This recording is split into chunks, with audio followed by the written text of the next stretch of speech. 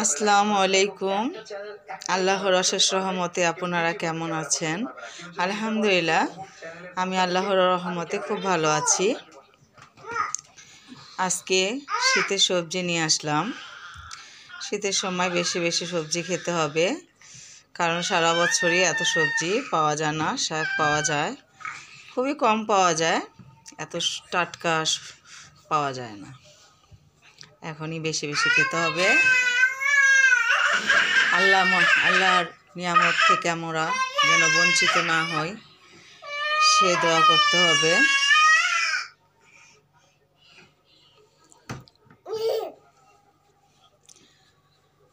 আল্লাহর অশেষ রহমতে এই শীতে আপনারা আল্লাহর ইবাদত ভুলে যেন না।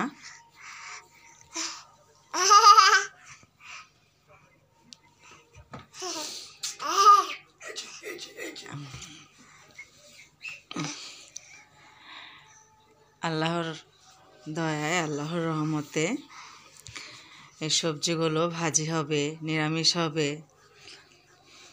যদি আল্লাহ পাক আমাদের খাওয়ার তৌফিক দান করে, খাবো ইনশাআল্লাহ। আমি খাবো।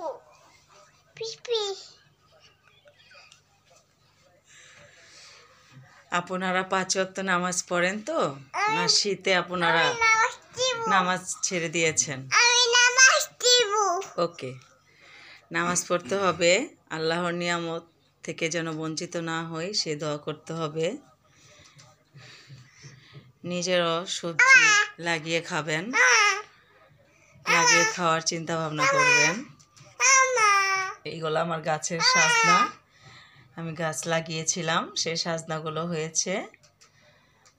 আমার গাছ অনেকগুলোই আছে, এখনও কোনো ফল হয়নি, হলে আপনাদের দেখাবো ইনশাআল্লাহ। আল্লাহর অশেষ রহমতে যদি আল্লাহ পাক দান করেন দেখাবো। এগুলো আমি কিনে এনেছি, এগুলো রোজই আনা হয়।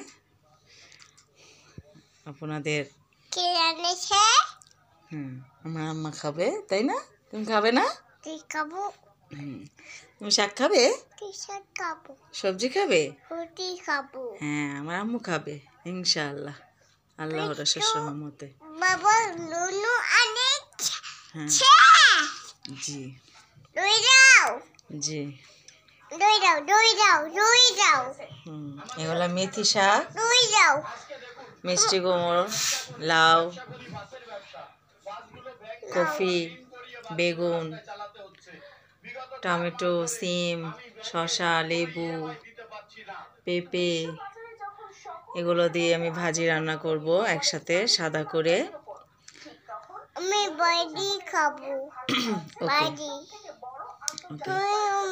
আল্লাহর অশেষ রহমতে আপনারা 5 ওয়াক্ত নামাজ পড়বেন। নামাজে অনেক আমল করতে হয়, সেগুলো করবেন।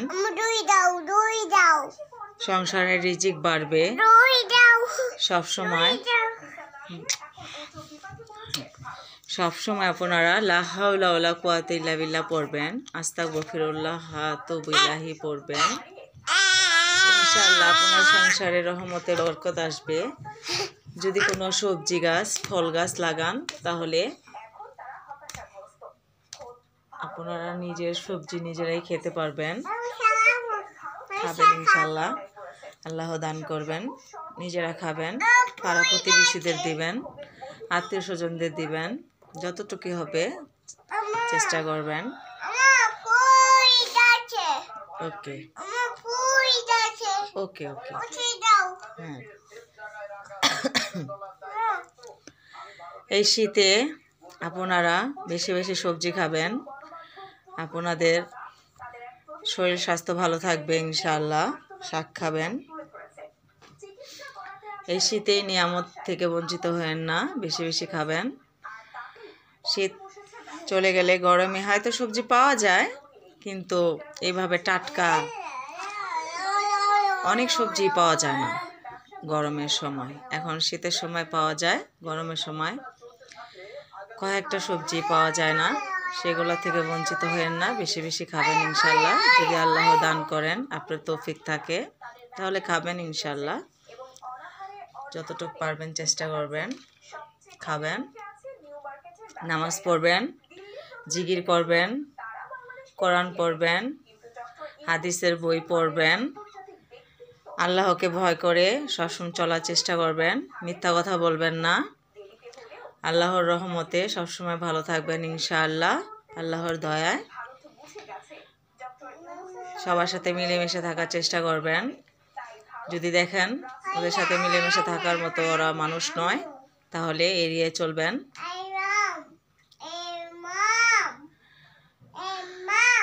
চকুরখুনি করবেন না, কথা লাগানো করবেন না,